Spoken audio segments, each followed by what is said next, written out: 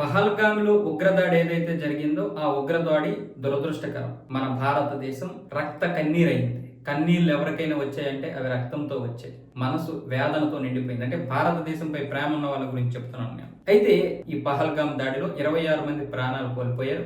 ఈ దాడిని మనం ఇప్పుడు ఆపలేము. ఆ ప్రాణాలను తీసుకురాలేము. వాళ్ళకి మౌనం పాటించడం తప్ప మనం ఏమీ చేయలేము. కానీ ఒకటి చేయొచ్చు. ఈ దాడిని ఉపయోగించుకుంటూ ఇప్పుడు భారత ప్రభుత్వం కీలక నిర్ణయం తీసుకుంది.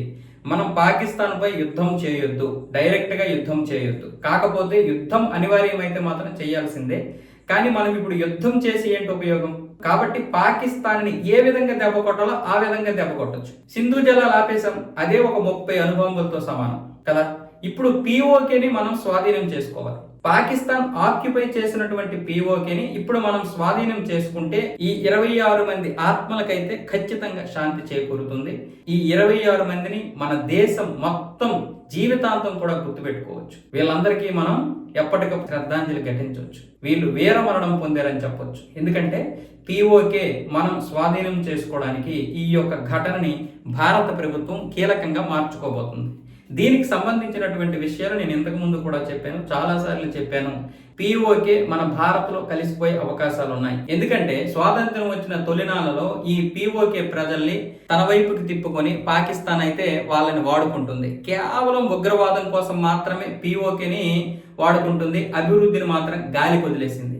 ఇప్పుడు ప్రపంచ దేశాలు కూడా ఈ పహల్గామ్ దాడి తర్వాత ఖచ్చితంగా భారత్ పీఓకేని ఆక్యుపై చేసుకుంటే, అదే స్వాధీనం చేసుకుంటే గనక ఈ ఉగ్రదాడిని ఆపొచ్చు. కాశ్మీర్లో కూడా ఎప్పుడు ఇలాంటి ఉగ్రదాడులు జరగకుండా ఆపడానికి ఇది ఒక మంచి అవకాశం అంటూ ప్రపంచ దేశాలు కూడా నొక్కి చెబుతున్నాయి. అంతెందుకు, మన భారత సంతతికి చెందినటువంటి బ్రిటన్ ఎంపీ లార్డ్ మేఘనాథ్ గారు కూడా ఇదే విషయాన్ని చెప్పారు. పాక్ యొక్క ఉగ్రవాదాన్ని లేదా సీమాంతర ఉగ్రవాదాన్ని భారతదేశం నిలుపుదల చేయాలన్నా, కంట్రోల్ చేయాలన్నా, పూర్తిగా రూపుమాపాలన్నా పీఓకే స్వాధీనం మాత్రమే పరిష్కారం అంటూ ఆయన కూడా మాట్లాడడం జరిగింది. ఎందుకంటే వీళ్ళకి తెలుసు చరిత్ర గురించి, బ్రిటిష్ చేసినటువంటి తప్పిదాలు, అలాగే నెహ్రూ గాంధీ గారు చేసినటువంటి తప్పిదాలు.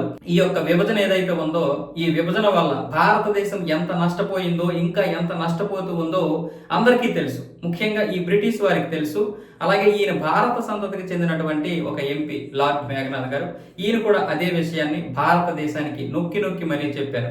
ఆ విషయంలో కూడా పాకిస్తాన్ మొన్న కొంచెం ఉడుక్కుందన్నమాట.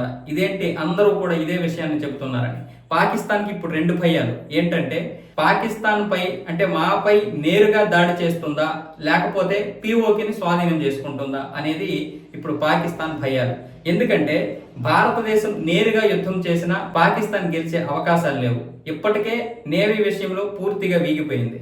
చైనా కూడా నేవీ విషయంలో సపోర్ట్ చేసే పరిస్థితులు లేవు. ఒకవేళ ఆర్మీ, ఎయిర్ ఫోర్సుల్లో సపోర్ట్ చేస్తే ఎంతో కొంత చేస్తాయి.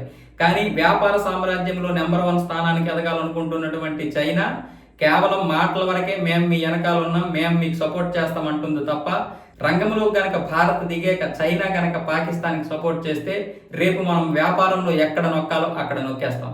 ముఖ్యంగా మోదీ గారికి, అమిత్ షా గారికి ఇలాంటివి తెలుసు కాబట్టి పాకిస్తాన్ నేరుగా ఏమీ చేయలేదు.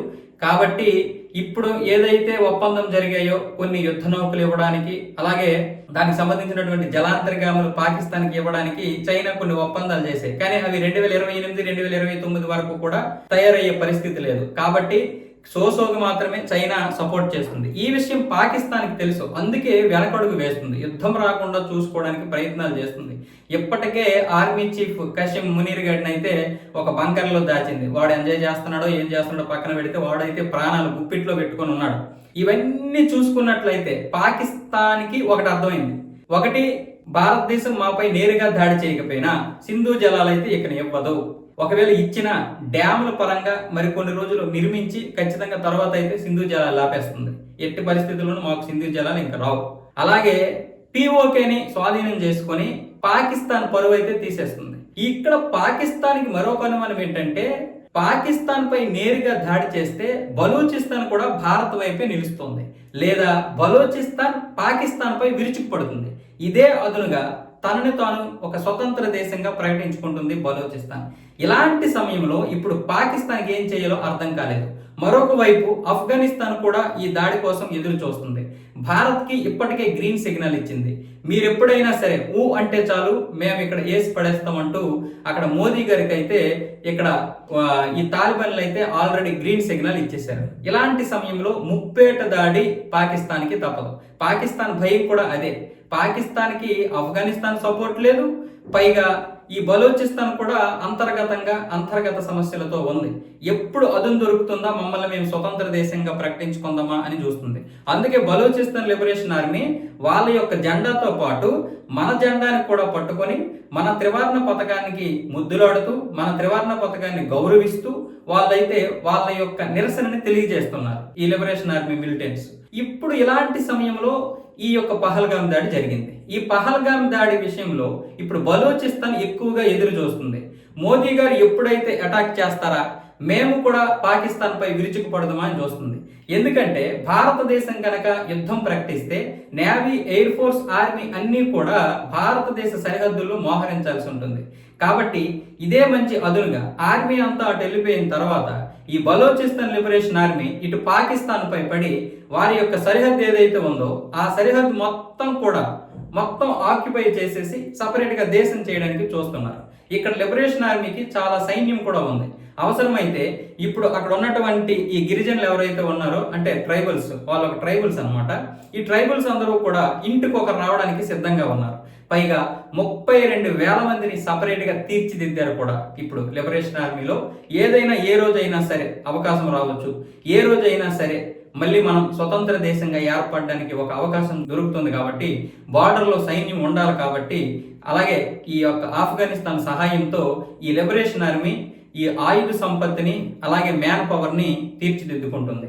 ముఖ్యంగా ఆఫ్ఘనిస్తాన్కి చెందినటువంటి కొంతమంది వీళ్ళకైతే తర్ఫీదు ఇస్తున్నారు. యుద్ధంలో ఏ విధంగా గన్నులు పేల్చాలి, ఏ విధంగా బాంబులు వేయాలి అన్న విధంగా. వాళ్ళకేం కొత్త కాదు కదా, ఇంచుమించు తాలిబాన్లు కూడా ఉగ్రవాదులే. కాబట్టి వీళ్ళకైతే సపోర్ట్ చేస్తూ వీళ్ళకైతే యుద్ధము తర్ఫీదిస్తున్నారు. ఇదే ఇప్పుడు పాకిస్తాన్కి భయం, ఏం చేయాలో తెలియని పరిస్థితి. ఇప్పుడు పీఓకేని స్వాధీనం చేసుకోవడానికి ఇప్పుడు పీఓకే ప్రజలు కూడా సంసిద్ధంగా ఉన్నారు. అక్కడ ఉన్నటువంటి చౌదరి అన్వర్ ఉల్ హక్ అయితే పీఓకే ప్రజలకైతే ఒక అల్టిమేటం జారీ చేశారు. 2 నెలలకు సరిపడినటువంటి ఫుడ్ ను మీరు ఉంచుకోండి, నిల్వ ఉంచుకోండి. అలాగే దీనికి సంబంధించి 100 కోట్ల రూపాయల ఫండ్ కూడా విడుదల చేశాడు. ఏ క్షణమైనా ఏదైనా జరగవచ్చు. కాబట్టి మీరందరూ సంసిద్ధంగా ఉండండి. పీఓకేని భారత్లో విలీనం చేయడానికి అందరి మద్దతు కూడా ఉంది. 82% మద్దతు ఇప్పుడు పీఓకేలే ఉంది. కొంతమంది తటస్థంగా ఉన్నారు, కొంతమంది కలవద్దు అంటున్నారు. 9%, 10% మంది మాత్రమే కలవద్దు అంటున్నారు.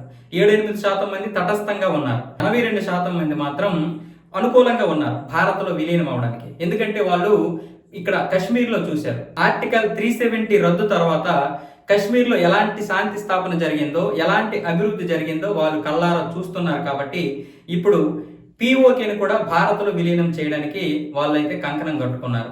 ఈ స్వతంత్రం వచ్చిన తొలినాళ్లలో ఈ పీఓకేని ఆక్యుపై చేసుకొని వాళ్ళ అభివృద్ధినేమో గాలి వదిలేసి అక్కడ ఉన్నటువంటి ఖనిజ సంపద మీద మాత్రమే దృష్టి పెడుతూ అక్కడ ఉగ్రవాదులకి షెల్టర్ ఇస్తూ ఉగ్రదాడులు చేయడానికి మాత్రమే ఈ పీఓకేని ఉపయోగించుకుంది ఈ పాకిస్తాన్. కాబట్టి పీఓకేని భారత్ విలీనం చేసుకోవడానికి అన్ని విధాలుగా సంసిద్ధత అయితే అయింది.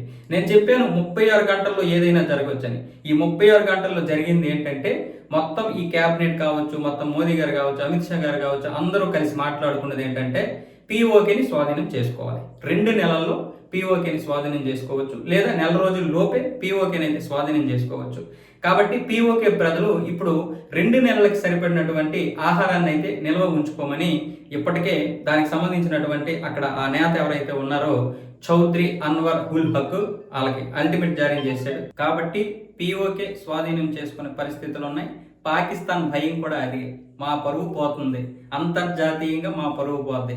ఇప్పుడు పీఓకే స్వాధీనం చేసుకుని భారత్ ఆగిపోతుందా, లేకపోతే మాపై ఇండైరెక్ట్ గా దాడులు చేస్తూ ఆఫ్ఘనిస్తాన్కి అలాగే బలూచిస్తాన్ ఆర్మీకి బలం చేకూరుస్తూ మరో 2-3 ముక్కలు చేయబోతుంది అన్నది ఇప్పుడు పాకిస్తాన్ భయం. పీఓకి స్వాధీనం చేసుకుంటుంది కాబట్టి అక్కడ ఉన్నటువంటి ఉగ్రవాదులందరినీ కూడా వేరే దగ్గరికి తరలించేసి కాపాడేసింది. ఇక దాని గురించి వేస్ట్ మాట్లాడుకోవడం.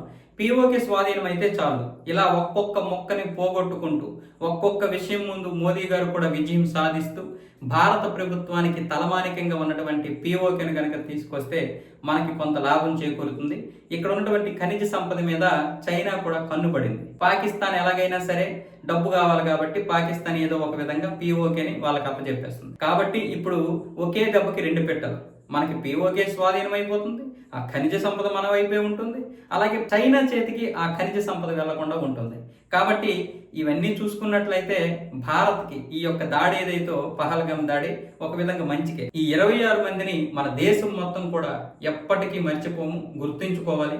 వీళ్ళకి ఎప్పటికీ కూడా మనం నివాళులు అర్పిస్తూనే ఉండాలి. పీఓకే గనక స్వాధీనం అయితే ఈ 26 మంది పేర్లని అక్కడ లిఖించబడాలి సువర్ణ అక్షరాలతో. ఈ వీడియో కనుక మీకు నచ్చినట్లయితే లైక్ చేయండి, షేర్ చేయండి, సబ్స్క్రైబ్ చేసుకోకపోతే వెంటనే చేసుకోండి. జై జవాన్, జై కిసాన్, జై భారత్, జై హింద్.